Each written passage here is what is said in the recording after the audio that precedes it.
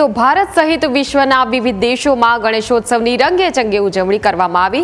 અમેરિકાના new જર્સીના વુડબ્રિજ centre મોલમાં ગણેશોત્સવની ભવ્ય ઉજવણી કરાઈ છે। ગણેશોત્સવ માટે 5000 સ્ક્વેર ફૂટનો પંડાલ તૈયાર કરી 22 ફૂટ ઊંચી ગણેશજીની મૂર્તિની સ્થાપના કરી પૂજા કરવામાં આવી હતી। 27 ઓગસ્ટથી 31 ઓગસ્ટ સુધી હિન્દુ અમેરિકન ટેમ્પલ અને કલ્ચર સેન્ટર દ્વારા આયોજન કરવામાં આવ્યું હતું।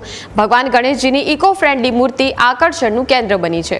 ગણેશજીની મૂર્તિ તૈયાર કરવામાં 3 મહિના જેટલો સમય લાગ્યો હતો અને આ મૂર્તિ બનાવવા માટે કલકત્તાથી કારીગરોને બોલાવવામાં આવ્યા હતા।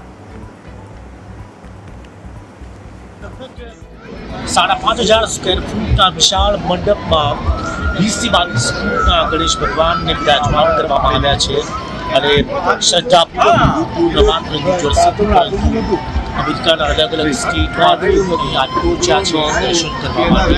કારણ કે તેમના એ છે કે લોંગ વીકેન્ડ છે, શનિવાર રવિવાર અને સોમવારનો આ અતિમહત્વ દિવસ છે અને આ મંડપમાં આવીને નિદા આવે છે ગણેશ ભગવાનના દર્શન કરીને।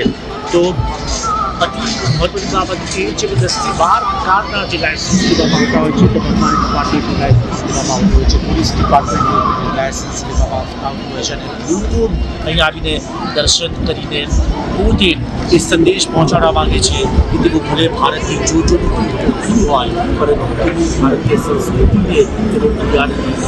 એ જ ભારતીય લાગણી સાથે લોકો અહીં આવી પહોંચતા હોય છે।